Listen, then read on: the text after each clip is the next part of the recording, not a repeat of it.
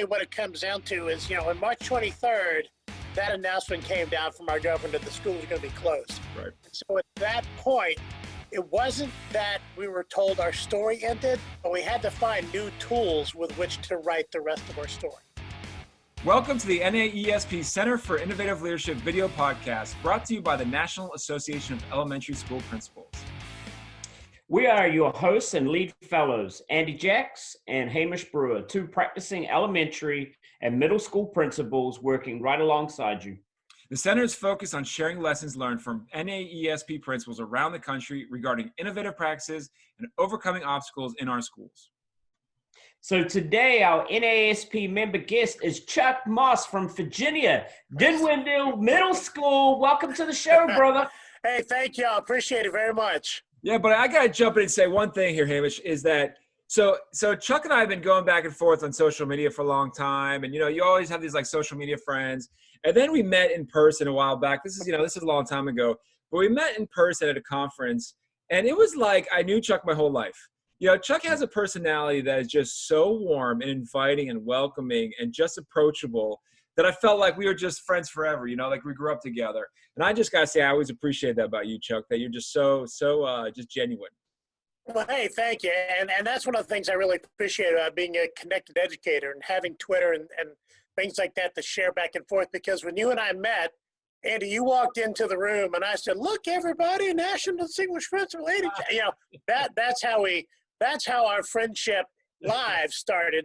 But we'd known each other for years, so we didn't have to have all the conversations about, hey, where are you from and what do you do? Yeah, and we were able to start talking about what we do for kids right then and there. And at that point, I was an elementary school principal, and then moving back to middle school and being able to do that and just have the connections that have existed because of the NAESP and also the VAESP has really been a lot to me because it has propelled my career more in the last 5 years than in the 15 years before. That's great. And like you said, it went very quickly from, hey, nice to catch up again, right to kids. Right. You know that you were all about kids. And in fact, that one moment, where we were talking about, there's like a circle of people that circled around us all of a sudden, right? It was like all of a sudden it became like our own little session talking about what we're doing for kids and how we're trying to help our schools. And it was like, just a real moment, and that's what you're about. So we're super happy to have you on our show. Well, thank you. I appreciate that. So why don't you tell us a little bit about your background and your school? Sure. Yeah. Well, my background is middle school education. I taught middle school civics, English, and desktop publishing. I taught middle school for about 11 years. And then was a middle school AP, been an elementary school AP, and then returned to teaching for a little while, just kind of ground myself again and make sure that the tools I was using for evaluation, I was really able to know, if I go into a room and see how a teacher's using a smart board, how did I use a smart board? And that 2 years really kind of helped me get a grip on, where things were headed, which is kind of where we are now. And then I went to Dinwiddie as an elementary AP, became a principal at Southside Elementary School and had a great year there, and then went to the middle school in Dinwiddie, which is where we are now. We got 1,100 and some, well, not quite 1,100 kids, and it's in a suburban area, but it's very heavily rural too. We're kind of on this weird line between the urban and suburban and rural, so we have a real dichotomy there. And when I went, one of the things that I wanted to do was work on the culture of the building. Middle school, the first thing I did was I created a logo and whatever that we needed for us, and a hashtag must be successful, because I really wanted for our middle school to be a place where we're not a prep school for the high school. We're 3 years of awesome. And if we don't tell people we're that, we're not going to have a chance for them to see it, not going to know that. So we had to, that logo set us apart from the high school because we always had the same logo as they had. And it's a way of saying we're not independent from the system, but we are our own entity. And we had to establish that. And we did. And we wound up having a very successful year last year. Our science scores, we were really worried about that, but our science teachers they worked incredibly hard. Brought the scores up 12 percentage points, which is unheard of in a year. Right. And they managed to do that. And it's not because of all the data that I shared with them, because if you got me to tell you the data is important, you're not doing the right thing. Teachers know data is important. They needed someone to say, I'm glad you're here. And when you're here, you're part of something. And this is what we stand for. This is what we believe. And that's what Dinwiddie Middle School is all about. Right. That's fantastic. I gotta say, I know you're super passionate about your school. Are you wearing your logo? Are you wearing your logo right now? Yep, got it on right now. There we go. There we go. And you'll see it in a little while. You've got a video from me. But one of the things I did was I talked to our not our working family rules, our Future Business Leaders of America coordinator, and she runs a school store. And I said, okay, here's the logo. Put it on everything. Right. And they did. And so I remember one day I saw a kid getting off the bus and they had a logo sweatshirt on. And it was kind of a teary moment, really, for me, because I was like, okay, we're starting to embrace it. And then I got buttons and stickers made. And Hamish can tell you all about the buttons and stickers. Yeah. But I actually started seeing the stickers on the doors of some businesses in the county. And, I've given the logo button to James Lane has probably 4 of them, and I've given one to Donald McKeechin. It's everybody I can get to take one. In fact, your superintendent has one, because I've just been trying to make sure that I spread the message out as much as I can. And on each button, it's got some social media things to follow and things like that.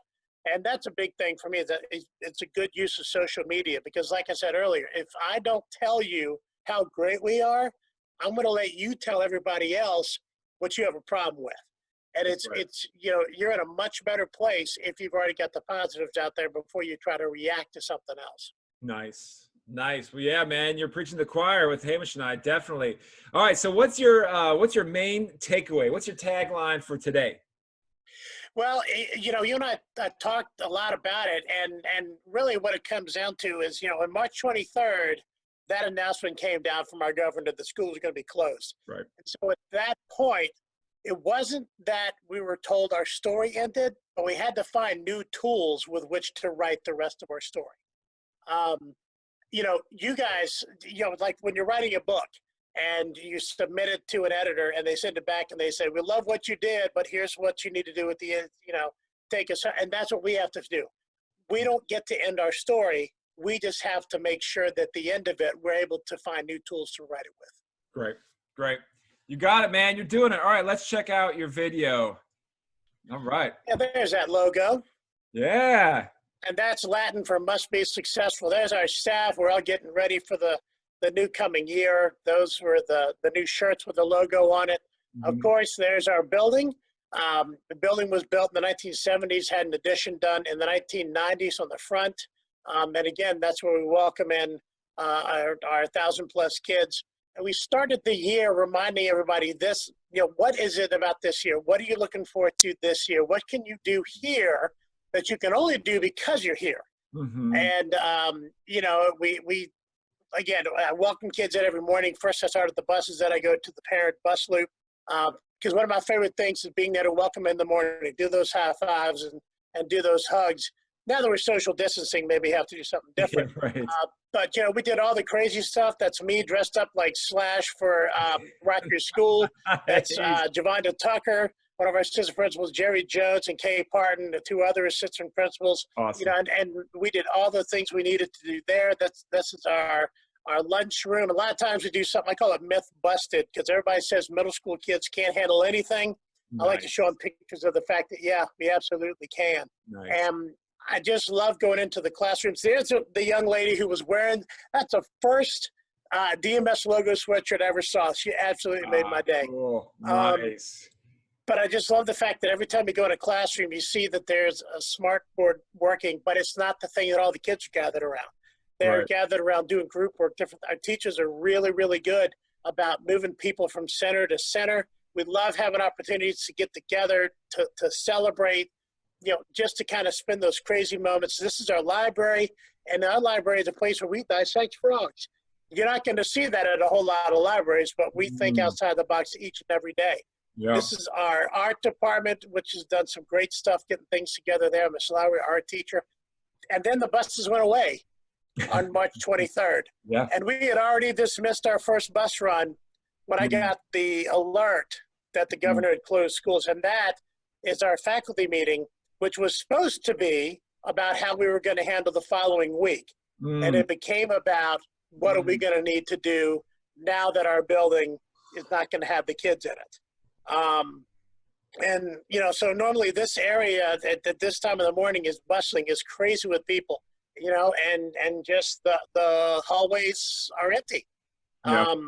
But the expectations are still there, even if the hallways are empty. So what we're doing is we're giving out books, we're doing the food distribution things. You know, we're just trying to make sure that we meet the needs of our community, because that's what a school is supposed to do.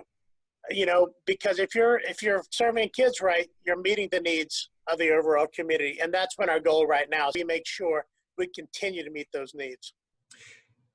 Man, well, you have an amazing school. And talk to us more about that staff meeting. Like, so you had an idea about one thing and you have to quickly adjust. And as leaders, we have to like adapt and overcome, right? That is just an intense situation. Right. I know for me, when I heard news that we were closed for the year, it's pretty hard. You know, think about my own kids, think about our kids at school. I struggled a little bit with that. And so how'd you in the moment, that wasn't in the moment with my staff. You were in the moment with your staff. How'd you do that?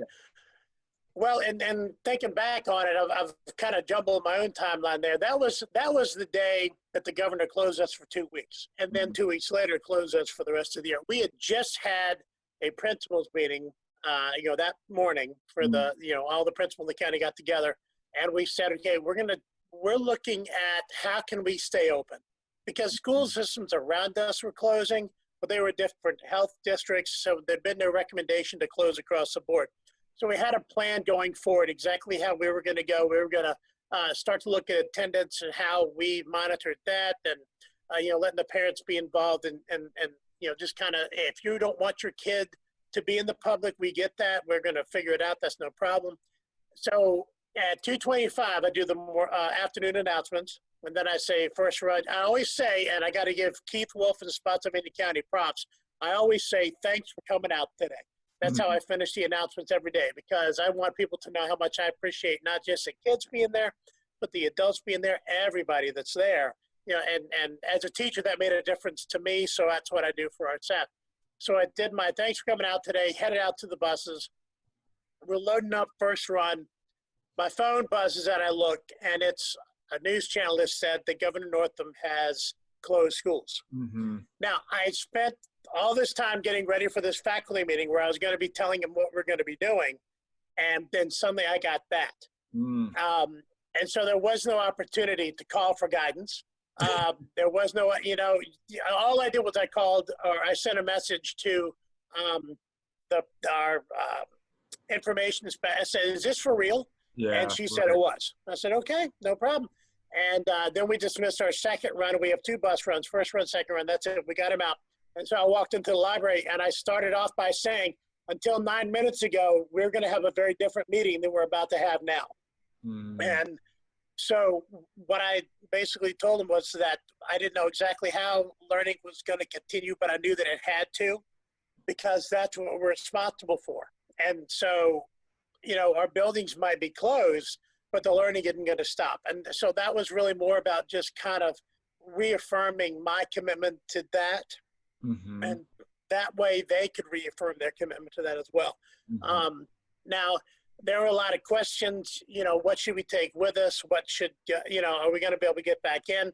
And I wasn't able to answer a whole lot of those questions, but I said, what you should take with you today is whatever you would take with you if you were going to have a long-term sub starting in the room on Monday. Take all that stuff home with you, so that if we have to put new plans into place, or when we have to put new plans into place, you know, you've got all that right where you need it. And they were very good about that.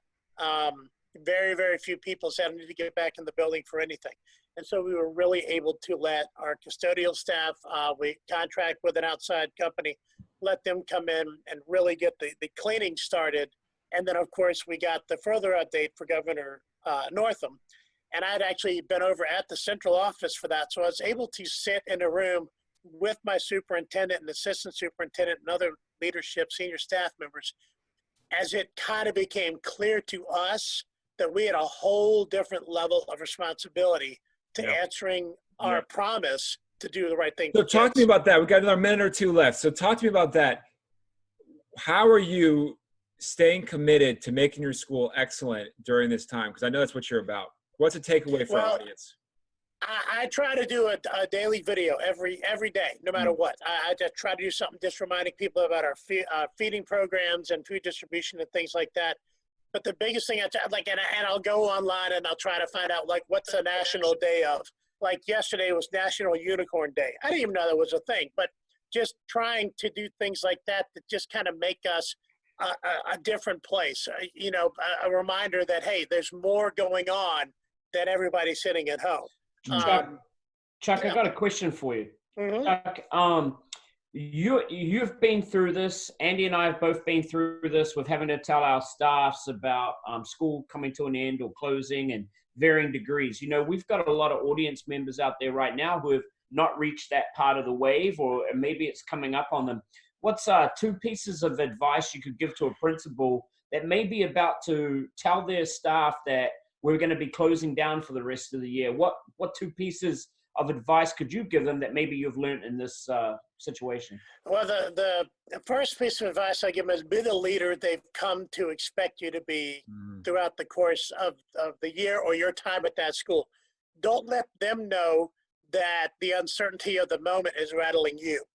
You can have those moments of, and I think Brene Brown talks to us about the fact that, hey, you can be vulnerable. You can have those moments, but when it first comes down, they've got to know that the person who is the head of the ship is not worried about the storm, that, they're going to make it through on the other side. And here's the other piece of advice, and this is something I've learned over the last couple of weeks. We have got to get out of the mindset of thinking everything has to be right the first time, because we are going to make mistakes in this. We are going to have shortcomings, but all of it's going to make us better when it comes to addressing the needs of kids. And so I'm going to say to administrators, be comfortable with the idea that there are going to be shortcomings, because frankly, until you have a plan going, there aren't any shortcomings. You'll never know where your needs are until you put something in place and then be reflectively able to say, hey, you know what? I need to change that. And really, that's what our whole craft ought to be about. Everything we do for kids every day ought to be about how do we do it better the next day. And I think in this whole situation, we kind of get that times 10.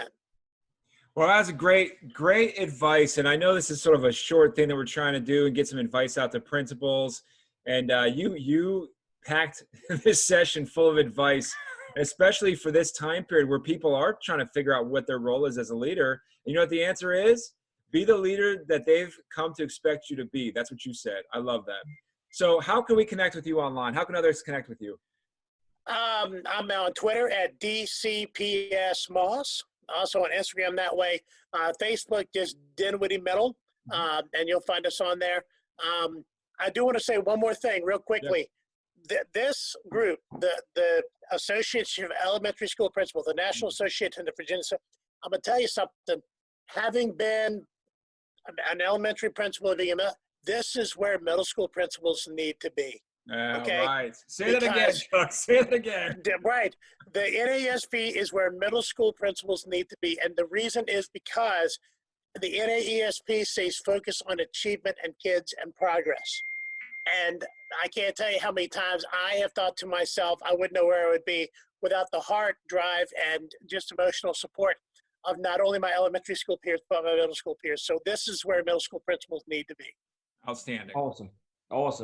Well, don't forget to, Chuck, thanks so much for your time today. But to everybody out there, don't forget to visit with us online at www.naesp.org/CIL to share your school with us and see past interviews with amazing leaders across the country.